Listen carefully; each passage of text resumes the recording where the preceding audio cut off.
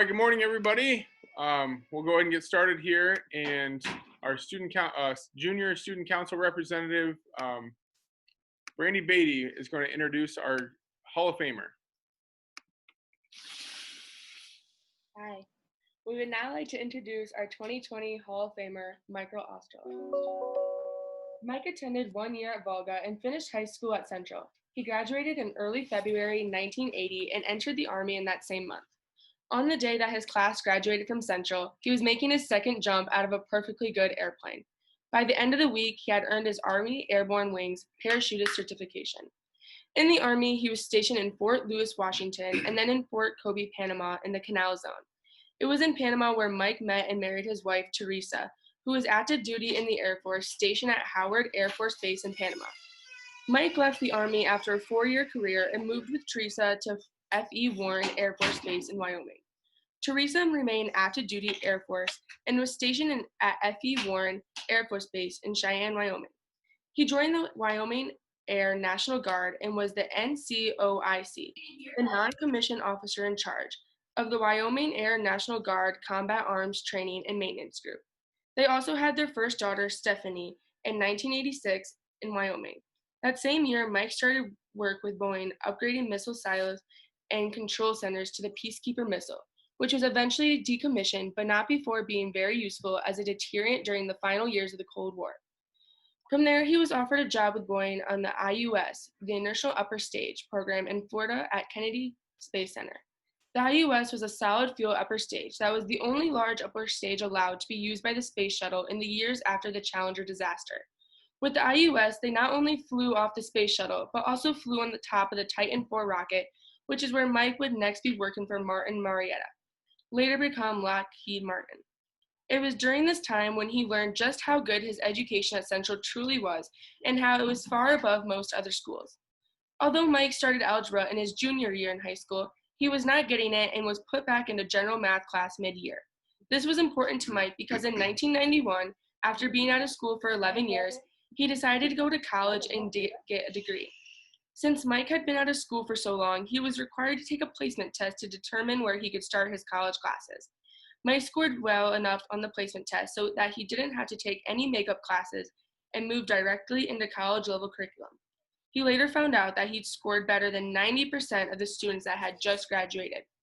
A huge testament to the education Mike received at Central. He received his associate's degree 2 years later. It was during this time that their second daughter, Michelle, was born in 1992. He worked with payloads on the Titan IV program.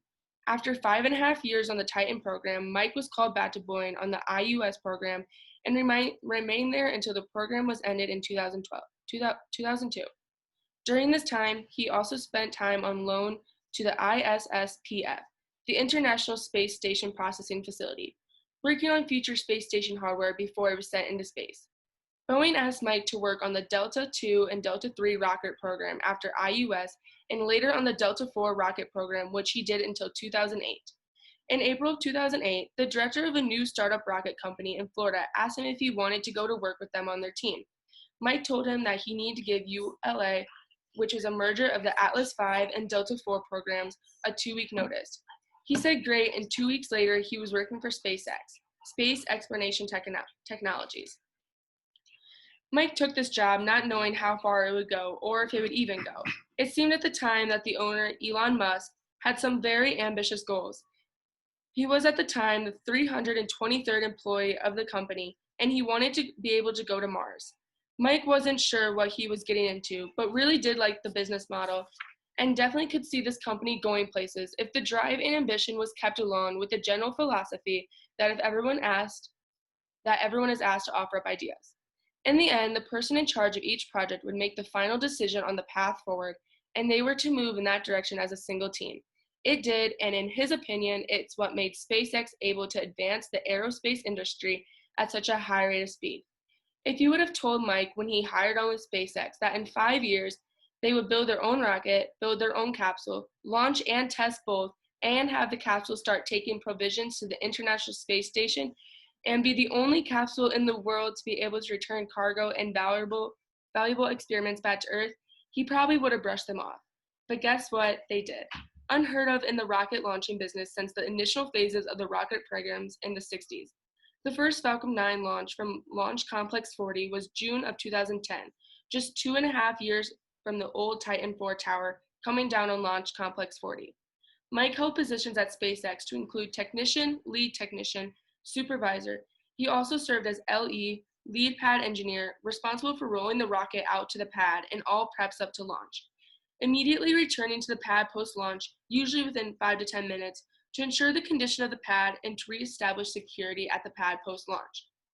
He has since held a position of pad lead responsible for day-to-day activities, required to keep the pad operations moving forward safely and efficiently, and implementing updates to accomplish that goal. Most SpaceX launches and landing can be watched live on SpaceX.com. These can be very interesting as the milestones leading up to launch and through launch are explained along with the milestones leading up to the landings. In total, he owes his successes to his faith, family, friends, and the education he received at Central. Thank you very much. Good morning, everybody. First thing I want to do is say thank you very much for this big honor. I cannot say how honored I am to be put in this position. The education I received at Central was the main part of it. As was said in my biography that was just read, it was tremendous, and I just didn't realize how good it was until 10 years after I did graduate. I was so far above the students that were going to college straight out of high school at that time, and it comes from my education at Central. As far as the school itself, in my opinion, the school is the community also. You make there, the people you meet, not only at school, but off campus, are a huge part of the experience of Central. Being involved in the school activities is a great booster to anything you will do on the outside. It teaches you leadership and future responsibilities. It just compounds on the education that you do receive. I guess the main thing that I wish I had done was gotten more involved in the school to build my confidence into what I have today, but do it sooner. It took me a while to build that confidence because I didn't think my education, I didn't think my upbringing was up to the big college, big city upbringing.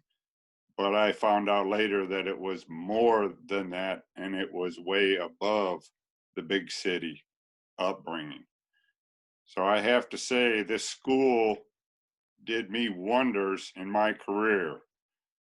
The one thing that I did add to it was the drive and the spirit and wanting to do something, wanting to be in the rocket industry, wanting to launch rockets, wanting to work with the space shuttle, with the space station.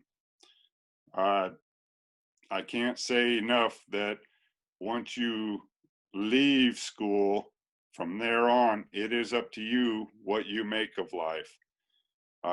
Life is hard. It is fun. It is exciting. It is an adventure. It is all what you make it. And I do believe with your education, with your community, that you are giving a huge head start in the world and in your future. Please use it to the best of your ability, and I know you will have a great future.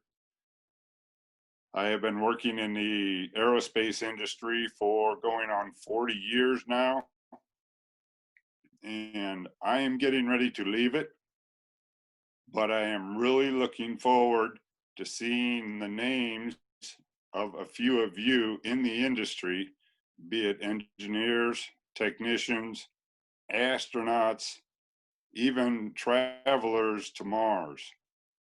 Hopefully that Mars trip will be coming soon. It won't be for me, but hopefully it will be for you. I wish you all the best of luck in all of life's endeavors. Thank you very much.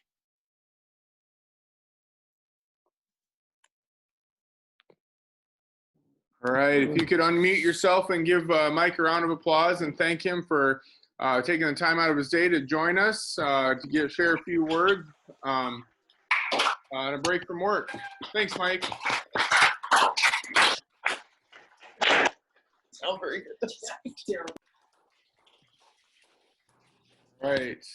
Next up, Macy Kleesner, our senior class president, will introduce our Grand Marshal. We would now like to introduce our 2020 Grand Marshal, Bev Hammon. Bev attended country school for 2 years in Millville, went to Guttenberg schools after that, and graduated from Guttenberg High School in 1964. During high school, she played 6-on-6 basketball and softball, which were the only sports for girls at the time.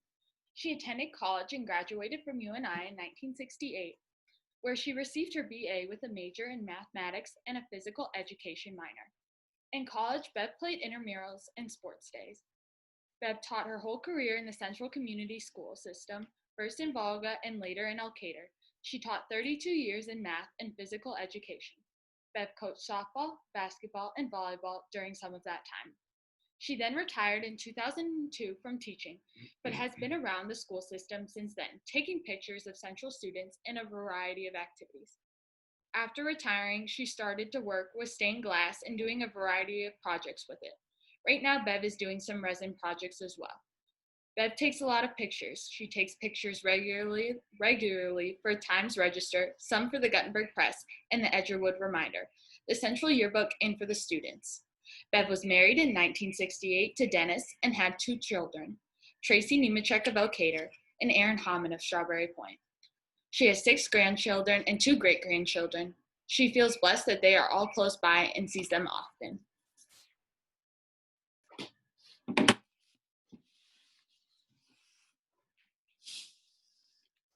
Thank you, Macy.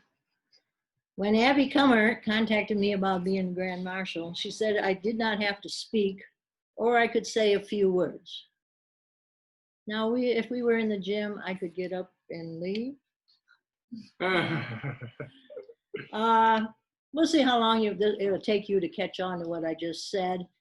Maybe it's a delayed reaction.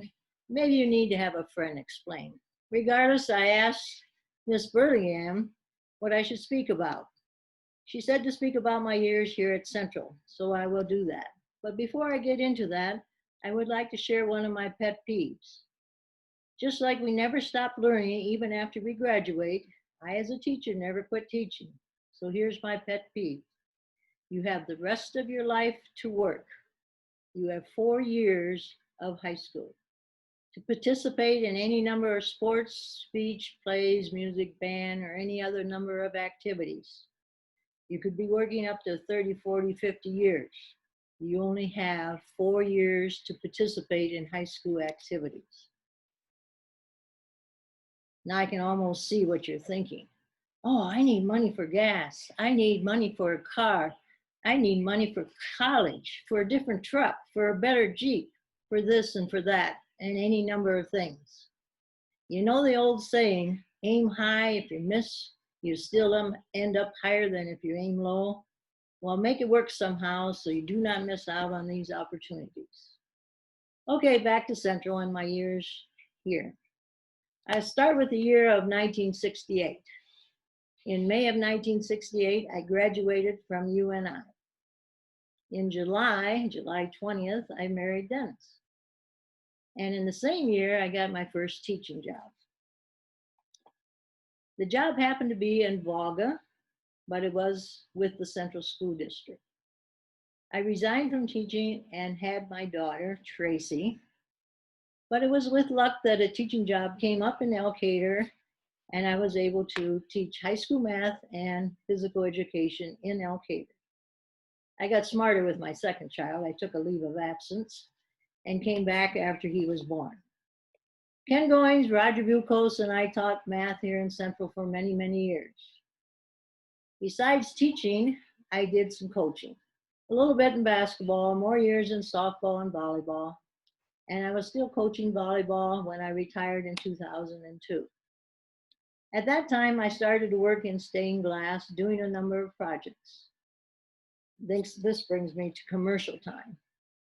Presently, I am featured as the artist down at the closet, but only for September. So if you want to see some of my projects, you can stop by today, Saturday, or maybe next Wednesday. I'm not sure when they'll be putting up the October one. Time now for a few words of wisdom. Leave a place as good as or better than when you found it. I know I used this when I was coaching volleyball.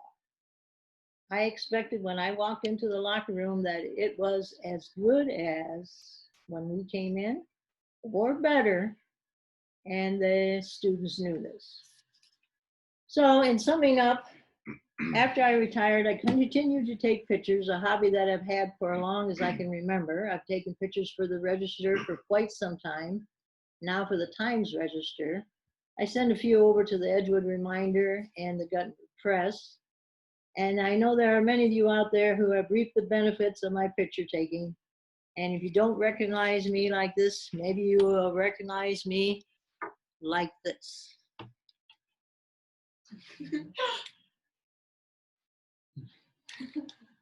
I want to thank those responsible for choosing me as your Grand Marshal this year.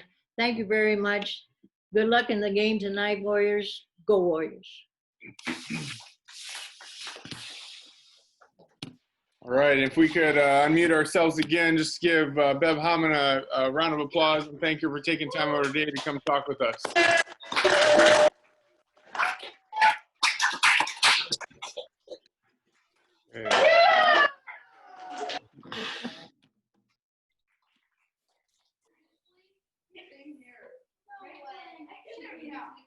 All right, next up on our schedule for today, in 10 minutes, we'll leave to go down and get ready for the high school Ironman volleyball. In the 7th and 8th grade, we'll go to the small gym for dodgeball. We won't dismiss for that until 10:10. High school, just a reminder, make sure you have voted for homecoming king and queen.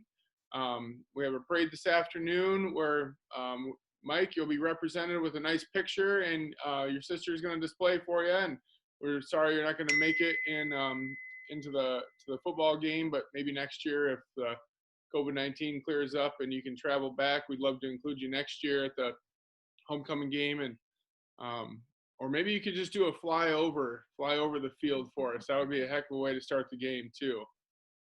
Well, that would be nice. We have a launch coming up. They just moved it to Sunday morning, but won't be able to do it this year. So. All right, you know, some of these NFL teams have these F-15s that fly over, and nobody has a space shuttle fly over, Mike. So we would be the first, I think.